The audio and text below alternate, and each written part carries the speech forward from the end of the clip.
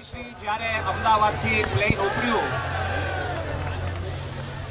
શ્રી સ્વામિનારાયણ ભગવાનની જય, ગુરુ હરિ પ્રમુખ સ્વામી મહારાજની જય, ગુરુ હરિ પ્રમુખ સ્વામી મહારાજની જય, ગુરુ હરિ પ્રમુખ સ્વામી મહારાજની જય, પ્રમુખ સ્વામી મહારાજની જય।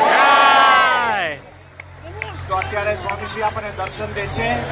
બે જ વાત કરીને આપણે પૂરું કરીએ કે સ્વામીશ્રીની તબિયત કેટલી સારી રહી એ પણ આપણને સૌને ખ્યાલ આવે કે સ્વામીશ્રી જ્યારે પ્લેનની અંદર બિરાજમાન થયા, 1 વાગે અમદાવાદથી પ્લેન ઉપડ્યું અને પ્લેનની અંદર બિરાજમાન થયા અને જ્યારે સ્વામીશ્રીનું પ્લેન બ્રસલ્સ ટાઈમ 6 વાગે ઉતર્યું અને કલાકનો હોલ્ટ હતો, કલાકને બદલે 2 કલાક થયો ત્યારે સ્વામીએ આનંદાનંદ સ્વામીને કહ્યું, સ્વામી કે આ કેમ મોડું કરે છે?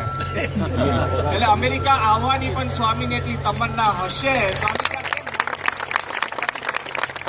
આનંદાનંદ સ્વામીએ કહ્યું કે બાપા પેટ્રોલ પુરાય, સ્વામી કે બહુ પૂર્યું હવે। પછી એમને વાત કરી કે બાપા સ્વામીએ કહ્યું, સ્વામીએ ધીરે રહીને એમને પૂછ્યું કે સ્વામી કે આપણે મુહૂર્ત જોઈને નીકળ્યા છીએ? નારાયણચંદ સ્વામીએ સમજાવ્યું કે બાપા આપણે સારંગપુરથી નીકળ્યા ત્યારે મુહૂર્ત જોયું હતું, ગાંધીનગરથી અભિજીત મુહૂર્તમાં નીકળ્યા અને પ્લેનનો ટાઈમ 12:15 હતો, પણ મુહૂર્ત 12:44 હતું, તો બાપાની ઈચ્છાથી પ્લેન 12:52 ઉપડ્યું, પરફેક્ટ મુહૂર્તમાં સ્વામીશ્રી એમની ઈચ્છા પ્રમાણે પધાર્યા છે। ત્યાં જ્યારે વાતચીત ચાલતી હતી ત્યારે સ્વામી આગળ બધા બેઠા હતા ને કહ્યું કે બાપા કે બસ હવે શું કરવાનું? તો સ્વામી હસતા હસતા કે માળા કરવાની અને ભજન કરવાનું।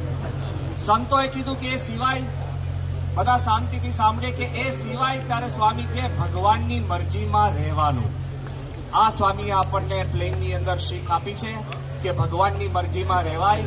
અને સ્વામીએ ખૂબ ત્યાં ડોક્ટરો, આપણે ડોક્ટર તેજસભાઈ એમની પ્રેક્ટિસ થોડીક જતી કરીને પણ સ્વામી જોડે પ્લેનમાં એ પોતે હાજર હતા, doctor Vrajlal, doctor Mahesh, doctor આપણે વિસ્મય અને ડોક્ટર તેજસભાઈ, એ બધાએ ખાસ મહેનત કરીને સેવક સંતોનો પણ આપણે ખૂબ ખૂબ આભાર માનીએ કે મેં કીધું કે જે હેલ્થ ઇસ્યુઝથી માંડીને નાનામાં નાની વસ્તુ બારીકાઈથી તપાસીને બધું મૂકેલું છે।